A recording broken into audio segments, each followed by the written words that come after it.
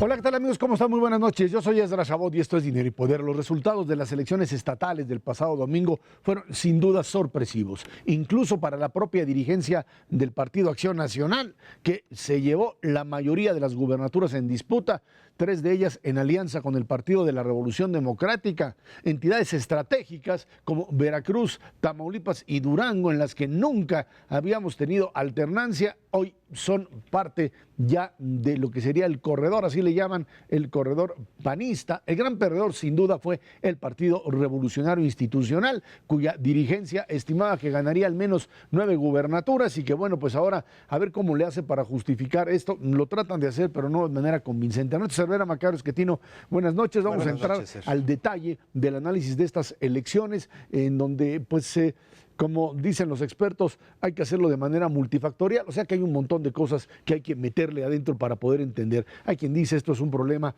que tiene que ver directamente con la presencia de elementos como corrupción, que es el tema corrupción, es lo que definió todo. Yo creo que pues es un elemento, los casos de Veracruz con la figura de Duarte, Chihuahua con el otro Duarte, digamos, abrirían la pauta para eso, no es suficiente. El tema de la impopularidad, dicen, del presidente de la República, que yo no sé hasta qué punto la presidencia de la República, que normalmente a mediados del sexenio siempre es pues el presidente que ya está desgastado, le ha pasado lo mismo a los otros 2 presidentes a la mitad del mandato y han tenido también malos resultados sus partidos. Ese sería el otro ingrediente y sin duda el tema de las traiciones, o sea, del juego político interno al interior del partido gobernante que le permite pues entrar en esta dinámica de aliarse a veces con el enemigo para golpear a uno o a otro. Acción Nacional dejó a un lado su pues ajuste de cuentas. Acuérdense que en el 2012 pues todos se dieron con todo, hicieron que perdiera la propia candidata porque pues tenían ahí también cuentas pendientes y durante mucho tiempo siguieron sacando los cuchillos para darse con todo. Hoy los dejaron atrás y eligieron la unidad, así lo hicieron y con ello ganaron, Macario. Sí, creo que efectivamente hay muchos elementos. Uno que mucha gente ha esgrimido es que la popularidad de Peña Nieto es tan baja que por eso perdieron. Yo creo que eso no es correcto, es decir, no es un factor relevante. Por lo siguiente, la popularidad de Peña Nieto alcanza su punto más bajo realmente el año pasado. Y el año pasado el PRI ganó incluso la mayoría en la Cámara de Diputados, en alianza con otros, pero es una mayoría. Entonces, si esto fuera la explicación, pues los 2 años tendrían que ser malos o los 2 buenos, ese no es el caso. Creo que el factor más relevante aquí son los gobernadores, creo que es un voto de castigo a los gobernadores, específicamente en estados donde los gobernadores o eran incapaces o eran rapaces. Ya mencionaste a los 2 Duarte, es el caso también del gobernador Borja en Quintana Roo, que no tenía el aprecio de la población, y el de Egidio Torres Cantú en Tamaulipas, que pues nunca estuvo y que Tamaulipas no avanzó nada durante su gobierno. Esos 4 los pierden. Hay 2 entidades en donde el PAN postuló nuevamente a los mismos candidatos de hace 6 años, Martín Orozco en Aguascalientes y el Güero Rosas Aispuro en Durango, y ahora sí pudieron ganar. Y finalmente Puebla, que era el que ellos gobernaban, también lo ganan. Entonces creo que esos son los elementos. Uno que también han mencionado muy rápidamente es que el PAN tendría muy buenos candidatos. Yo no coincido con eso. Miguel Ángel Yunes no era muy buen candidato, lo que pasa es que el gobernador era malísimo. Y en el caso de Chihuahua, pues Javier Corral nunca había ganado una elección en su vida, entonces no podía uno pensar que fuera un gran candidato, pero frente a lo que tenían, pues resultó que ganó y ganó por avalancha además. Así es. En cualquier caso, sí es una derrota muy dolorosa para el revolucionario institucional. La verdad es que todas las campañas giraron en esa declaración inicial de Manlio de vamos por 9, ese es 9-3, y a final de cuentas ese 5-7 verdaderamente es doloroso. Y la repartición de culpas al interior del partido y del propio gobierno federal, yo creo que va a tener mucha trascendencia para el 2018. Vienen 2 años muy complicados para el partido y para el gobierno federal. Por una parte, resarcir lo perdido, pues tendrá que ver con cómo echar a andar una maquinaria Yo hoy por hoy ya no sé si la maquinaria priista de las elecciones funciona. La verdad de las cosas es que la impresión que se tiene es que no, al menos en los estados en donde estaban operando, y a nivel general sí generar un proceso de mucho mayor crecimiento y de cambiar, pues ahora sí que como ellos mismos dicen, el humor de la propia sociedad en términos más benévolos. Y para eso se necesitan canicas, y lo que no tiene hoy por hoy el gobierno federal es dinero, es municiones para tener un gasto mucho más agresivo que pueda echar a andar el crecimiento del país. Sería un error catastrófico desestabilizar las finanzas públicas del país y los propios balances generales en aras de obtener un mejor resultado. Primero en el 2017 con una de las elecciones más importantes, que es el Estado de México, y el 2018 en la propia carrera presidencial. Sí, al respecto creo que no hay la posibilidad de hacerlo, al contrario, lo que todo el mundo está exigiendo fuera y dentro de México es que el gobierno federal reduzca el déficit en el transcurso de los próximos 2 años. Creo que lo tienen que hacer, entonces evidentemente, como dice Ernesto, no tendrían canicas para jugar en ese lado. Creo que se juega en la política y no en la parte de finanzas. Ahora, lo que queda claro es que el aparato corporativo priista, que les funcionó en un momento, que les sigue funcionando sin duda alguna, no es suficiente. Sí sirve, pero no es suficiente para ganar elecciones, y también gobernadores que eran los que operaban y funcionaban y creían que podían hacerlo, hoy se han convertido en un lastre. Vamos a ver un poco resultados, en algunos casos pues muy cerrado, y que sí funciona esto que decía Macario. Aguascalientes, ahí está la gráfica, Martín Orozco, el panista que había pues quedado cerca, 43-53 contra 41, un 2%, una elección cerrada, y en donde pues ahí pues el Partido Acción Nacional pues recupera ahí digamos, la capacidad de tener fuerza suficiente, con una candidata priista pues bastante buena frente a lo que ahí estaba sucediendo. Sí, era una buena candidata, muchas personas pensaban que podía ganar. En particular, yo escuché un par de semanas antes o una semana antes que la decisión del presidente Peña Nieto de aprobar el matrimonio entre personas del mismo sexo puede haber tenido un impacto significativo en el norte del país, Aguascalientes en particular, que es un estado pues más tradicionalista, puede haber tenido este impacto, y creo que haber escuchado por ahí a Martín Orozco diciendo me ayudó esta decisión de Peña Nieto. Entonces pues probablemente sea cierto, y efectivamente hay todavía un margen de personas que pues votan de forma conservadora, y cuenta. Pero hay que recordar que Aguascalientes es estado que el PRI habría recuperado después de administraciones panistas, unas exitosas y otras bastante malas, y que bueno, pues ahí está de nuevo la alternancia. Y un estado además en el que no aplica esta idea de que la gente está enojada por el bajo crecimiento o el empleo. Al contrario, es uno de los estados que más ha crecido durante los últimos 5 años, tasa de crecimiento promedio superior al 6% anual. La gente no está enojada por la parte económica en Aguascalientes, y esto tiene que ver con otros factores. El gobernador no era malo, y por eso pues el margen es chiquito, pero bueno. Pues, a diferencia de la gran sorpresa que es Chihuahua, en donde ahí sí las empresas encuestadoras que no le pegaron pero nada, ya no hablemos es otro tema, ni de encuestas de salida, ni de las encuestas previas, en algunos lugares, ni los conteos rápidos donde no le atinaron.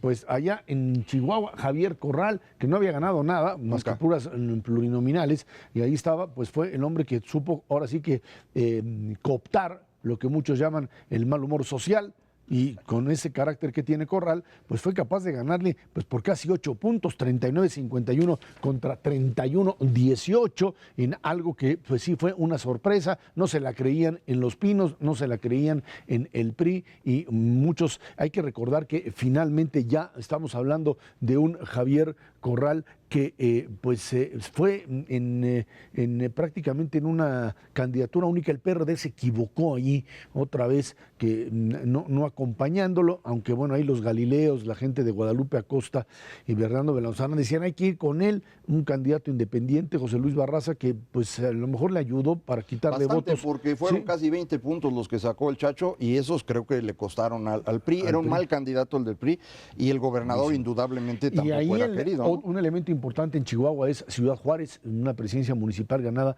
por un independiente, otra vez por esta necedad priista de andar lanzando candidatos impopulares, porque crees que pues todo aguanta. Aquí yo pongo candidatos y el pueblo responde a lo que yo digo, y se vuelven a equivocar. Y que les cuesta no solamente en Chihuahua, en muchas otras entidades exactamente el mismo error, de manera consistente. Toda la zona fronteriza literalmente. Y es el caso de Durango. En Durango también el candidato no era un candidato pues extraordinario, extraordinario. Tenían un mejor candidato en Durango los priistas para la alcaldía, no para la gubernatura, pero bueno, no les alcanzó para ganar ninguna de las dos. Rosa Saizpuro, que sigue teniendo pues una presencia política relevante en el estado, logró ganar en esta ocasión. Esperemos que tenga fortuna en su gobierno. Hay que recordar que Durango está teniendo una circunstancia muy interesante con esta nueva autopista hacia Mazatlán que le permite ya pensar en industrializarse y creo que bueno, pues esa va a ser la chamba de Rosa. Y ahí hay que reconocer, es una de las tres gubernaturas ganadas por la alianza PAN-PRD, que en el propio el líder del PAN dice, le agradecemos al PAN, al PRD, ahí nos echaron la manita. Hay que recordar que el PRD pues, no tiene candidatos suyos, pero sirve muy bien como elemento de apoyo. Cuidado, le hace falta ahí al PRD. Si para el 2018 eso bueno, pues es un poco lo que platicábamos con la gente del PRD y nos decían, pues sí, tienes razón, cuadros propios no tenemos ahora sí capacidad de mando, ahora les falta construir pues un candidato propio, no sé si Mancera les alcance para eso, pero bueno, eso es otro problema. Pero a la luz de estos resultados uno se pregunta, y bueno, ¿y por qué no fueron en todas? A lo mejor el resultado hubiera sido todavía muchísimo más apabullante. Bueno, pues el caso de Oaxaca ahorita lo vemos, pero pues les hubiera dado ahí, si en Oaxaca no hubieses tenido la fractura con Benjamín Robles, Oaxaca era tuyo, si en Tlaxcala hubieses tenido la capacidad de llegar a la alianza, que no la tuviste, ibas ahí. Si hubieras tenido una dirigencia nacional periodista que hubiese instrumentado las alianzas a como dé lugar, ahí sí hubieras tenido el 9-3, nada más que en favor de la oposición. Hidalgo, pues la única zona, el único triunfo, diría yo, para pues, el secretario de Gobernación, Miguel Ángel Osorio Chong, que es su estado. Hidalgo con Omar Fayad, 43-30, 13 puntos de ventaja. Ahí sí sigue operando la maquinaria, un estado relativamente chico, pero bueno, pues ahí pues uno de los pocos triunfos, digamos, importantes del PRI, ¿no? Y de las 12 gubernaturas que estuvieron en juego, es la única que sigue siendo gobernada por el PRI desde el principio de los tiempos. ¿Ya no queda otra? Ya no, las otras 4 que había, que eran Veracruz, Quintana Roo, Durango y Tamaulipas, las 4 las perdieron. Y a nivel nacional quedan solamente, creo que Estado de México. Estado de México nunca ha sido gobernado, déjame pensar, ahorita te digo, pero creo que no hay otro. Bueno, el otro Oaxaca. No, Oaxaca ya fue. Creo que no, por ahí yo creo que ya no queda ninguna otra, si no es que nos falta por ahí alguna. Oaxaca, como decíamos, pues ahí falta, en la gráfica no tenemos la votación para Benjamín Robles, pero fue alrededor del 11%. 11 puntitos. 11 puntos, que fue finalmente lo que le da el triunfo frente a un José Antonio Estefan Garfias de la Alianza PAN-PRD, que con ese 11% pues le hubiera ganado a Alejandro Murat. Ahí es donde consigue finalmente el candidato de la Alianza PRI Verde Nueva Alianza el triunfo, un triunfo priista, pues que es verdadero oxígeno frente a la catástrofe en la que se metieron, ¿no? Sí, la otra entidad que se nos olvidaba era Campeche, que nunca ha sido gobernada más que por el PRI. En Oaxaca nos da un resultado de 3 partidos grandes y los 11 puntos que le dio Benjamín Robles al PT. Fuera de eso, prácticamente el PT no existe en ningún lado, es algo similar a lo que ocurre, por ejemplo, con Movimiento Ciudadano, que solamente existe en Sinaloa por el candidato, al rato lo platicaremos, y que también creo que es el fenómeno de Morena, que realmente nada más existe en Veracruz y en Zacatecas, por razones en la Ciudad de México muy particulares. Bueno, el DF es aparte. Otra elección importante es la de Puebla, en donde Tony Gali pues, le gana por 12 puntos a la candidata priista, Blanca Alcalá. Alguien diría, pues es el gran ganador, es Moreno Valle, ¿no? Ahí está, con una diferencia de 12 puntos.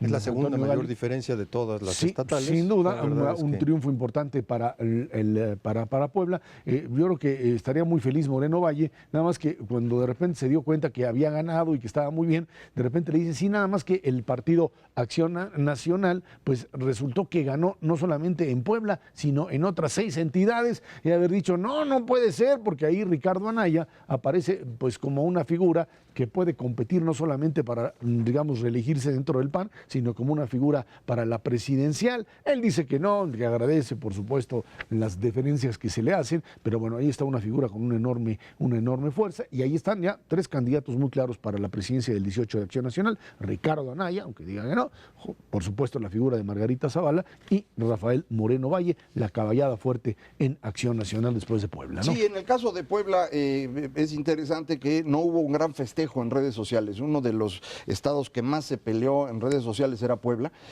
porque había mucho activismo de ambos lados y el PAN había tenido buena presencia de algunos de sus dirigentes en las redes. Y sin embargo, el domingo en la noche, el lunes en la mañana, no lo festejaron tanto como yo esperaba, y creo que es precisamente esta razón, ¿no? Demasiados triunfos. Sí, ahora sí que ganamos de más, ¿no? Han de haber dicho. eso diría. Fíjate que ese era un síndrome en la capital, en aquellas épocas en donde precisamente ganaban tanto que ni siquiera les quedaban para los pluris y entonces no tenían absolutamente nada que festejar. Me refiero a Marcelo Ebrard y esas huestes. Sí, incluso terribles. En los tiempos de Cuauhtémoc Cárdenas en 97 ganan tantos que no les tocan plurinominales. Lo de Puebla, pues sí es, creo yo, un problema porque Moreno Valle realmente le interesaba ganar el Estado y volverlo a ganar en 2018, pero su interés de verdad era la silla grande y esa se le está complicando. Vámonos a una pausa y de regreso seguimos analizando los estados de la República que de alguna manera también en donde hubo elecciones y tienen que ver también con la sucesión del 18 y el tema de la Ciudad de México. Esto es Dinero y Poder.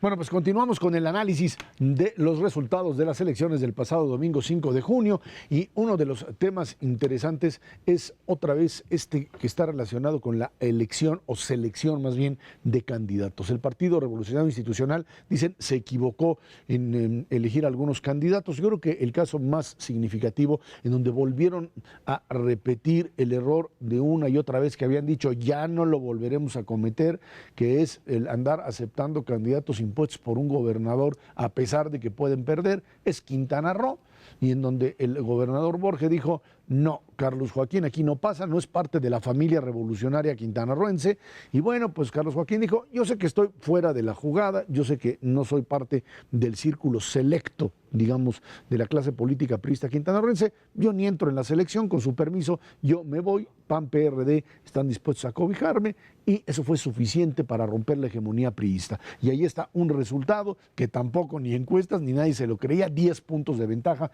Carlos Joaquín 45.68%, entra ahí la gráfica, y Mauricio Góngora 35.69%. Y un estado que viene creciendo también bomba, no derivado de esta producción industrial o manufacturera o exportaciones a Estados Unidos, pero sí de un turismo verdaderamente impresionante en las dos grandes regiones, la zona de Cancún y evidentemente la Riviera Maya.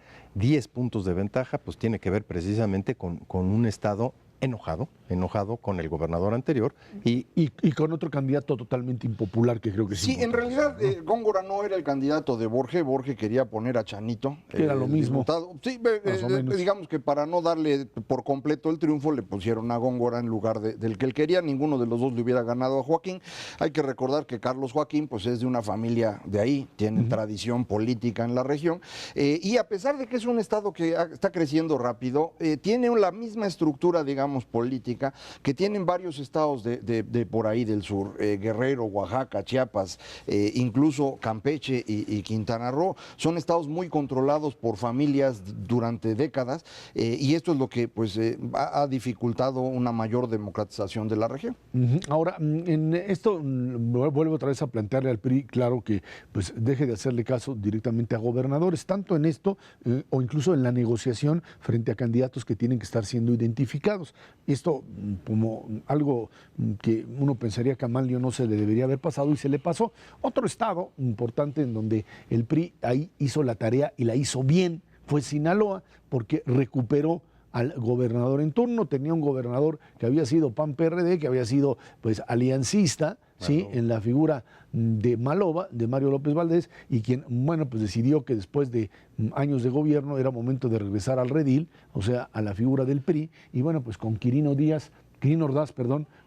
Ordaz logra pues arrasar frente a un candidato, Héctor Melesio, de Movimiento Ciudadano, ni siquiera del PAN. Héctor Melesio en realidad fue rector de la Autónoma de Sinaloa, inventó un partido él, que es el PAS, y se asoció con Movimiento Ciudadano para esta elección, gana una cantidad muy 26%. Significativa, de hecho queda en segundo lugar, el PAN se va al tercero. Esa es la razón por la cual Cloutier, quien amenazaba ser el candidato independiente en Sinaloa, cuando nombran a Quirino Ordaz, dijo, esta no la gano. entonces quedó fuera. Acción Nacional tuvo un candidato que no tuvo mucha presencia, y esto le da a Movimiento Ciudadano el único triunfo realmente en esta elección, a diferencia de lo que pasó el año anterior, donde Movimiento Ciudadano ganó en varios lugares. Aquí, bueno, se les complicó, pero es una cantidad importante de votos. Y bueno, pues la gran sorpresa, y creo que esta sí es la más importante, bueno, la más importante, sí, creo que sí es Tamaulipas, ¿no? Tamaulipas, que era algo así como no, yo te diría que era algo así como la caja del mago. La caja del mago, en donde estaba puesto ahí el manto y decía, y ahora el ganador es, y sacaban porque nadie sabía. Nadie sabía qué demonios estaba pasando ahí adentro, nadie tenía idea. No quisieron entrar ahí. No, tampoco, bueno, pues no, ni las encuestadoras sabían nada, ni nadie sabía absolutamente nada. Y de repente, hasta que aparece el resultado final, tienes una verdadera golpiza, por no decirlo de otro término, y en donde 50% de la votación en favor del candidato panista, que lo habían acusado de narcotraficante, de lo que sea, no importa, frente a un priista que se desfonda al 36% en algo que representa una verdadera catástrofe para el propio priismo, en un estado en donde el tema crimen organizado, narcotráfico juega y juega todas, y que creo que es importante que ahí pues el resultado de la elección también se traduzca finalmente en un gobierno diferente frente a lo que hasta ahora hemos tenido, y que creo que eso es importante pues resaltarlo bajo el principio de que Tamaulipas requiere de un gobierno totalmente diferente de lo que hasta ahora tenemos. Es un clamor generalizado, la gente está verdaderamente desesperada, han visto cómo su estado, al contrario de muchos otros en la República Mexicana, se sigue deteriorando precisamente en el sentido de inseguridad y de crimen organizado, y ya lo que buscan literalmente es lo que sea menos lo que tenemos. Y vamos a ver si les funciona, porque efectivamente puedes haber ganado muchas elecciones a nivel estatal, pero si no cumples específicamente con ese mandato que te está dando la ciudadanía, pues la probabilidad de regresar es exactamente la misma. Una explicación que anda en medios es que el candidato Baltasar Hinojosa fue un candidato que no participó mucho, que no hizo realmente campaña. No sé si le daba miedo a la región o lo que sea, pero para los que les interesa aquí el análisis por debajo de la mesa de lo que ocurre, este era candidato del secretario de Hacienda, de Luis Videgaray, entonces ya le costó, ¿no? Le costó mucho, bastante. Bueno, pues ahí está. Y bueno, el otro estado que ya mencionábamos, Tlaxcala, vamos a ver ahí el dato de Tlaxcala, en donde finalmente el PRI consigue pues mantener la plaza, o cerrada, bueno, más o menos 33-29, sí son 4 puntos, son menos de 4 puntos porcentuales. Ahí hay que recordar que los que se peleaban supuestamente la candidatura, Lorena Cuellar, y la candidata panista Adriana Dávila, sí. Creo que la candidata panista, esta fue otro de los ejemplos de la fallida alianza. Una alianza PAN-PRD, como quieran, con volado, lo que hubiera sido, porque las dos tenían una fuerza enorme, también hubiese representado finalmente la caída del PRI. Manlio decía que solo así les ganaban. Bueno, pues los priistas también hicieron sus alianzas, ¿no? Verde, Nueva Alianza, lo que sea, y no les alcanzaron. No, ya el PRI hay que considerarlo prácticamente en todas las elecciones como PRI, Verde, Nueva Alianza y Partido del Trabajo. Que, en algunas. Bueno, no, pero esa es la alianza más o menos estable. A veces agregan partidos locales social, y eso, pero estos son los verdaderamente importantes. Aquí en Tlaxcala pudieron haber ido en alianza, pero la alianza iba Puebla y Tlaxcala juntas para PAN-PRD. Y en Puebla un segmento del PRD no quiso la alianza, es el segmento que dirige el senador Barbosa. Entonces, no, yo creo que es importante porque luego pues andan diciendo y se quejan y van a decir que pasaron muchas cosas. Bueno, cuando alguien tiene una visión muy, muy parroquial, pues echa a perder estas cosas, ¿no? También es importante mencionar. Bueno, y el tema de Veracruz, entendemos claramente donde hay que hacer una lectura muy, muy clara, ¿no? El tema de Veracruz, en donde Miguel Ángel Yunes le gana al otro Yunes por una diferencia de 4 puntos porcentuales, en una de las campañas más sucias que se han tenido, de acusaciones de lo peor que pueden manejarse. Bueno, no son elecciones muy limpias en general las que se tienen en estos estados, frente a un candidato de Morena, que es donde, digamos, crece y crece fuertemente, Cuitláhuac García, incluso había encuestas que le daban hasta el 31%, decían que Morena no tenía estructura para llevar a la gente a votar. pues si no la tenía, la verdad los llevó bastante bien, 26%. Veracruz y Zacatecas, sin duda, ¿no? 26% es bastante fuerte y esto pues es una verdadera derrota importante para el PRI, que se tardó mucho tiempo no en hacer campaña, sino en no querer quitar al gobernador que todavía tienen ahí y que les causó la peor derrota que yo creo pudiesen en algún momento asumir, bajo el principio de que pues tú no puedes mantener a un gobernador de este nivel y suponer que nada te va a pasar. Desde hace 18 años se competía Veracruz entre PRI y PAN de manera muy cerrada, 2 puntos la diferencia en casi todas las elecciones. Ahora con el gobernador actual, pues obviamente la campaña acabó siendo muy sucia. Efectivamente crece Morena, pero no crece tanto como se cree, no pasó de 1 a 26. En la elección del año pasado sacó más de 15 puntos y ahora se fue a 26. Sí es un avance, pero creo que es parte de lo que logró Andrés Manuel cuando construye el partido, que es quedarse con parte de la estructura perredista. O sea, no es que no tengan estructura, es la parte que se llevaron del PRD. Y lo mismo en Zacatecas, es exactamente la misma estructura, la estructura perredista que absorbe, y desde luego la Ciudad de México. De hecho es la de Monreal, ¿no? Es la de Monreal, más que la de Monreal. Vamos a ver Zacatecas, ahí tenemos la gráfica, un triunfo del PRI finalmente bastante, 10 puntos, una diferencia 37-27. Ahí pues creo que lo más significativo es ese audio que se filtró por ahí, nada que ver con cuestiones familiares ni nada, pero es Ricardo Monreal diciéndole a David, su hermano, ponte a trabajar, yo no puedo hacer tu trabajo, no estás haciendo el trabajo real. Creo que esa es una parte fundamental de lo que se hizo, ¿no? Los que no hacen campaña pierden. Los que no hacen campaña hay que trabajar, no se puede estar haciendo eso, y finalmente, bueno, pues ahí está Morena perdiendo esta parte de la elección, el PRI manteniendo la plaza, que me parece que es un triunfo que hay que reconocérselo finalmente al Revolucionario Institucional como algo positivo en medio de esta debacle que sufrieron, y lo que ahora pues tenemos que empezar a hacer como análisis es qué le pasó a Morena en dos niveles, ¿no? Un crecimiento importante tanto allá en Zacatecas como en Veracruz, a ver hasta dónde esto le sirve para impulsar a Andrés Manuel López Obrador, y en función de esto lo sucedido en la Ciudad de México, en donde, bueno, pues a mí me parece que sí fue una situación muy mala para Miguel Ángel Mancera, una elección. ¿A eso te referías? Cuando dijiste el que no trabaja en la campaña pierde la elección. No, yo creo que el problema es que la agenda política que finalmente eligió el jefe de gobierno es errónea, está mal, le está causando muchísimos problemas, todo el tema de contaminación, todo el tema de reglamentos de tránsito, todo el tema vinculado a la propia Constitución, te lleva a una participación pues que no, la gente no le interesa el tema, 29%, y tienes ahí un resultado electoral que pues hay que recordar que esta Constitución se tiene que armar con los 2/3 partes de 66, la votación, de los 100. De 66. 60. Vamos a ver cómo está constituido el nuevo Congreso Constituyente. El nuevo Congreso Constituyente, Asamblea Constituyente. Hay algo importante porque ahí dice cuántos votos ganaron Morena y PRD, que se llevaron la mayoría de los votos en esta elección, donde pues apenas fue el 28% de las personas que podían haber votado. Es más o menos lo mismo que ocurrió el año pasado. Esto es bien importante. No hay un incremento significativo de Morena. El año pasado Morena también gana en número de votos al PRD, igual. Lo cual muestra que pues una parte del gobierno que tenía la estructura del PRD se la llevó Morena, y es más o menos mitad y mitad, digamos, si quieren 60-40. Esto es importante porque para el Distrito Federal, pues esto le permite pensar a Morena en ganar la jefatura de gobierno en 2018, pero esto no es una base sólida para pensar en una candidatura presidencial, y creo que eso es importante mencionarlo. En términos de los que están viendo ahí de los constituyentes, ya son los electos más los designados por el presidente, el jefe de gobierno y las dos cámaras. Por eso aparece, por ejemplo, el PRI con 21. Claramente sobre representado. ¿no? Sí, bueno, pues es parte, digamos, tenía de lo 5, que ¿no? Pero fue a cambio de que hubiera constitución, si no, no se las aprobaban en el Congreso. Ahora, para lograr acuerdos necesitas, ¿cuántos son 2/3 51. partes? Bueno. 2/3 partes para cualquier constitución. Para la Constitución, 2/3 partes. ¿Sí?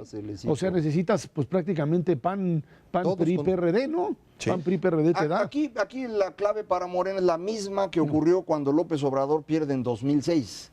que no lograba tener un tercio del Senado ni de la Cámara de Diputados, y por eso su única alternativa fue tomar reforma. Entonces ahora está en la misma circunstancia para la Constitución. No tienen otra, y aquí PAN, PRI, PRD son los que tienen que finalmente hacer llegar a esa. Sí, y yo creo que no van a tener dificultad en ponerse de acuerdo en ciertas cosas, y en otras será más finalmente difícil. Para la Constitución. Lograr alguna Constitución sensata dentro de este mandato, que quién sabe a dónde vamos. Rápidamente, Macario Ernesto, ganadores y perdedores de la elección. Bueno, para mí pierde el PRI, evidentemente, y por ello pierde Peña Nieto, en el sentido de que se le complica muchísimo la sucesión. Entonces ahí es donde está una pérdida significativa. Pierden porque no ganan el PRD y Morena. En realidad no incrementan su votación. Morena tuvo 13% de los votos frente al 9% que tuvo el año pasado. No es un incremento significativo que le permita a López Obrador pensar en ganar en 2018. Sobre todo se insiste en que va a ir solo y sin alianzas. No hay cómo. Gana el PAN, y dentro del PAN, ya lo comentábamos, el ganador significativo es Ricardo Anaya. Si no se distrae, tiene muchas posibilidades, y lo relevante es que para 2018 hoy la contienda es PRI contra PAN, y va a tener que haber muchas cosas al interior de ellos. Si no pasa nada extraordinario, esa sería, lo extraordinario para mí sería que gane Trump en Estados Unidos, se nos complique 2017 en lo económico, y 2018 queda fuera de cualquier análisis de momento, pero pues para que no sufran y duerman tranquilos, no digo más. Ernesto. Yo creo que independientemente de quiénes son los ganadores, es quién va a absorber la culpa, especialmente del interior del PRI. Es muy probable que Manlio efectivamente absorba, como político tradicional, la culpa de todo, se quede un rato ahí aguantando, ahora sí que los trancazos que van a venir, y se ha nombrado a alguien nuevo. Pero cambia totalmente la película para el 2018 en términos de quién escogería el PRI hacia adelante. Todos salen raspados de una o de otra manera, el secretario de Gobernación, el propio secretario de Hacienda, con el resultado de Tamaulipas, y pues no sabemos bien a bien si los candidatos en estos momentos, miembros del gabinete, o el propio Erubiel desde la gobernatura, también le tocó parte de un guamazo Vamos a ver, en estos resultados. Y esto para la sucesión del 18. Los ajustes de cuentas entre los que se jalaron el tapete en esta elección dentro del PRI, yo creo que van a estar sabrosos. Van a estar buenos cambios importantes en el PRI y por supuesto en el propio gabinete. Eso es lo que podríamos pensar para adelante. Vámonos a una pausa. De regreso a economía nacional, la economía mexicana, que también pues tendrá que sufrir cambios en los próximos días. Esto es Dinero y Poder.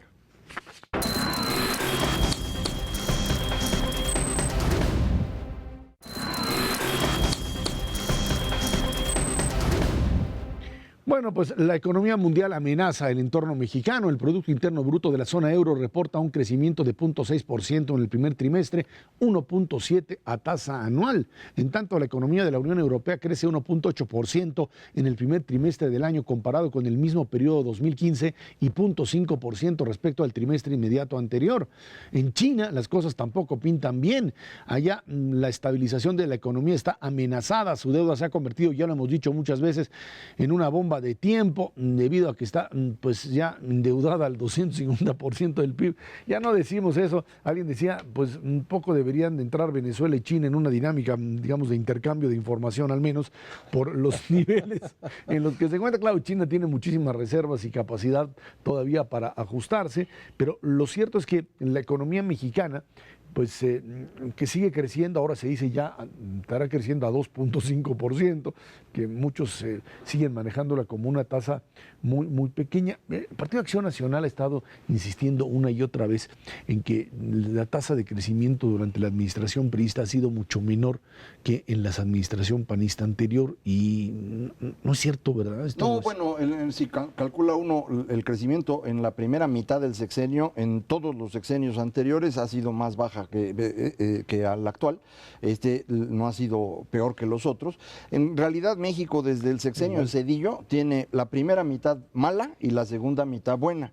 Aquí lo que estamos viendo es que esta segunda mitad no está mejorando. Eso ya será por problemas de la actual, pero normalmente la primera mitad ha sido mala para los gobiernos mexicanos. Y se atraviesa crisis tiempos. Normalmente, por eso, precisamente, con caídas muy fuertes y luego tasas de crecimiento ligeramente superiores al promedio que hemos venido observando.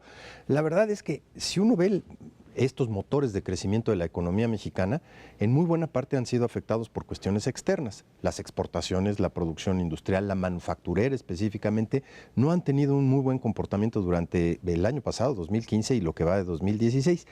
pero el motor interno verdaderamente va a bomba, precisamente más que compensando lo que ha pasado con este entorno internacional. Ahí sí es difícil argumentar que la economía mexicana va mal, el consumo está creciendo a tasas superiores al 5%, ya durante un periodo muy prolongado de tiempo, sin llegar a desestabilizar elementos como la inflación o causar desbalances en términos de sobreendeudamiento, tanto de empresas como de familias.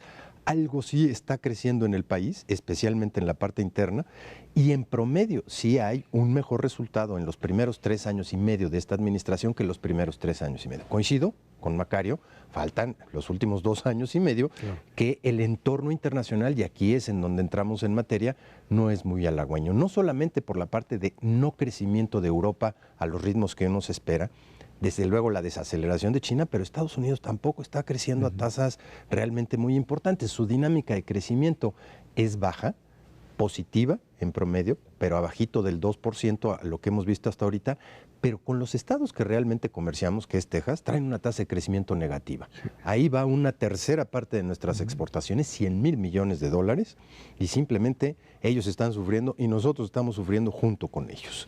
Un poco el efecto tiene que ver con el petróleo. El petróleo, no el nuestro, sino el de ellos. Sí. En Estados Unidos el crecimiento industrial se vino abajo durante el último año y medio porque pues redujeron el ritmo de crecimiento de la producción petrolera. Hay que acordarse que Estados Unidos se convirtió en el país que más petróleo produce en el mundo gracias a sus nuevas tecnologías, una parte de ello en Texas, otra parte en North Dakota, pero en cualquier caso esto dejó de crecer, no es que haya achicado, ¿no? Pero dejó de crecer y ahí perdimos parte del ritmo.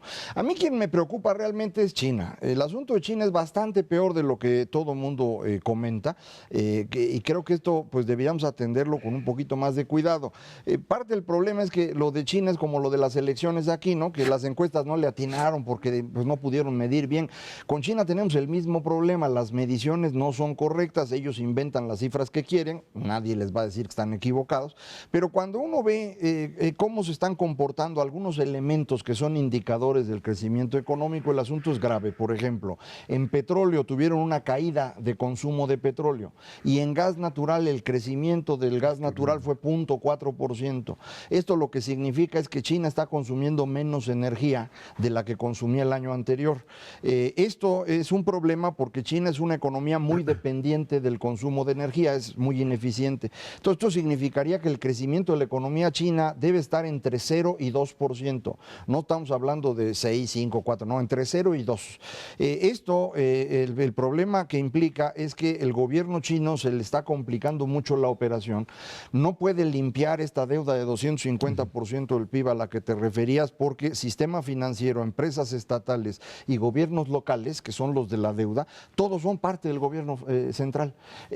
Hay un conflicto ya entre Xi Jinping y Li Keqiang, el presidente y el primer ministro, y hay también un conflicto ya en los mares del sur que puede llevarnos a una de dos salidas: un conflicto interno violento en China o una guerra con algún país cercano o lejano, pero que tenga intereses en el mar del sur de China. Para terminar de ponerles el escenario sabroso a los amigos del auditorio, en el mar del sur de China, el estrecho de Malaca, por ahí pasa el 50% del comercio del mundo. Entonces, para Estados Unidos es estratégico ese punto y ahí es donde China está tratando de pelearse con ellos. Entonces, para que no pierdan lo que está pasando allá. Un par de indicadores adicionales de China. O sea, lo que sí podemos medir de China es lo que el mundo le exporta a China. Ya habló Macario de la parte de energía, pero hay dos indicadores fundamentales. Fertilizantes, que no producen, traen una tasa negativa de crecimiento desde hace 3 años. 2014, 2015 y lo que va de 2016, y mineral de hierro, que le sirve para hacer su acero. En ambos casos traen este decrecimiento a nivel generalizado, lo cual habla de que algo está pasando adentro de China que no se está reflejando en esas cifras de crecimiento. Y el otro indicador fundamental es qué está pasando con su sistema financiero. Tienen 3 bancos, el agropecuario, el de vivienda y el de pequeño comercio. No tienen un banco para el consumidor, pero los 3 están quebrados, con una verdadera catástrofe en términos de cartera vencida cercana al 40% en los 3. Y lo tienes que arreglar y eso cuesta dinero. Y en el momento que lo arregles, ahí sí vas a tener un problema. Pon tú que tengas la lana para sanearlos, pero les tienes que meter medidas un poquito más estrictas y eso implica prestar menos. y prestar menos significa todavía crecer menos hacia adelante. Pequeño problemón que tienen los chinos. Déjame citar a un economista que le gusta mucho a Ernesto y lo ha citado aquí varias veces, Ruchir Sharma, quien ahora está creo que en Morgan Stanley y acaba de escribir un artículo al respecto de China y decía el incremento de deuda que han tenido es similar en tamaño a lo que ha ocurrido en las 30 crisis que ha habido después de la Segunda Guerra Mundial y es 3 veces más grande que la burbuja estadounidense de 2009. Entonces, cuidado con que reviente. Exacto, pero veía yo ayer un texto que decía que máximo tiempo es 24 meses para que esto ocurra, entonces ya nada más cosa de ir previendo. Otra vez, es bien importante para nosotros, no solo porque pues, es una economía grande y afecta a todo el mundo, sino porque esa complicación económica en estos 2 años que faltan para la elección presidencial, pues pone el asunto más sabroso. Imagínate con un Donald Trump ahí diciendo. Oye, nada más una cosita, Europa no está tampoco bailando la mejor de sus canciones, tuvieron su época terrible, sí tenían tasa de crecimiento positiva, pero ojo con la salida de Gran Bretaña, porque sí puede poner en jaque a la economía europea. Eso vamos a verlo, el 23 de junio es la sí. votación, prácticamente en unas 2 semanas, y esto además frente al escenario de la semana entrante, donde la Reserva Federal tendrá que decidir sí o no, todo apunta a que no subirá la tasa, pero nadie sabe bien a bien qué es lo que va a suceder y esto, por supuesto, también en función de lo que pueda pasar aquí en nuestro país en términos de tasa de interés, ¿no? No, sería verdaderamente irresponsable. Ahora sí que después de todas las señales que han mandado de que la tasa de interés iba a aumentar, pero eventualmente y de manera paulatina, eso quiere decir septiembre, diciembre, hacerlo ahorita en junio sí agarraría a los mercados, ahora sí que con los dedos entre la puerta. Pero yo nada más insistiría, hay que estar atentos a China y necesitamos mucha más información. Es que aquí casi no platicamos de cosas de fuera del mundo, en México me refiero, y luego nos llegan los golpes y ¡ay! ¿De dónde salió? Pues es que el problema está serio. Cuidado con los chinos. Exactamente. Bueno, vámonos a una pausa y de regreso platicamos con usted sobre el tema precisamente elecciones en los Estados Unidos, en donde el tema Clinton-Trump pues se pone cada vez más complicado. Esto es Dinero y Poder.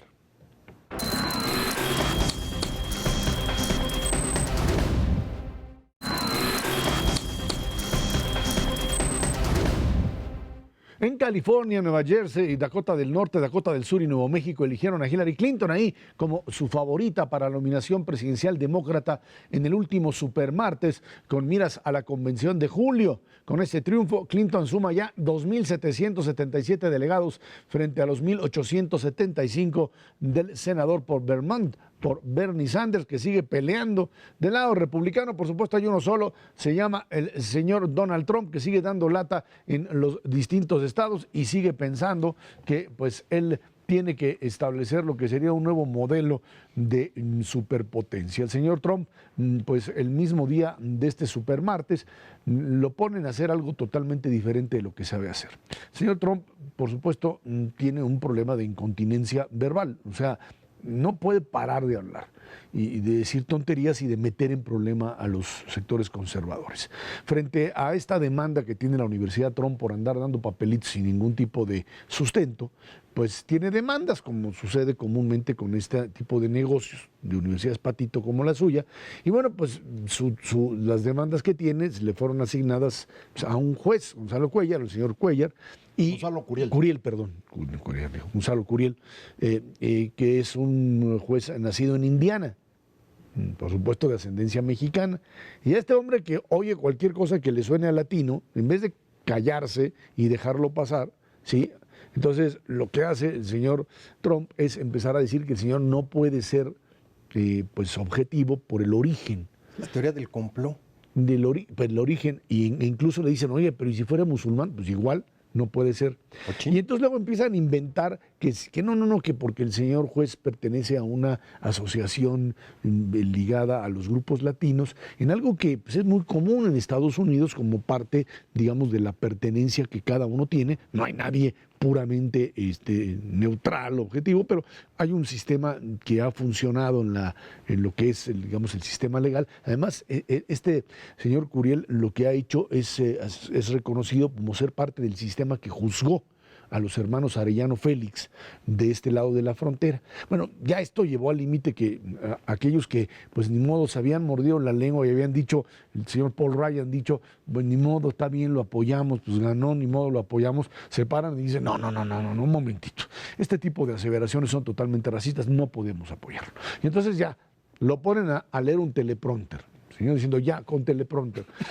Y el señor se pone a leer el teleprompter y bueno, pues alguien que no lee teleprompter y no sabe leer el prompter, pues lo que hace es que sale totalmente cuadrado leyendo y pues a la mitad se queda parado porque quiere decir otra cosa y hay alguien que le está diciendo no puedes decir eso y bueno, pues se para, se sale y sale en un discurso terrible. Y en medio de esto aparece Hillary Clinton en una de sus mejores actuaciones en el mismo supermartes, ya había ganado ahí Nueva Jersey, lanzando este discurso donde intenta pues reconciliar por supuesto a todo el partido demócrata.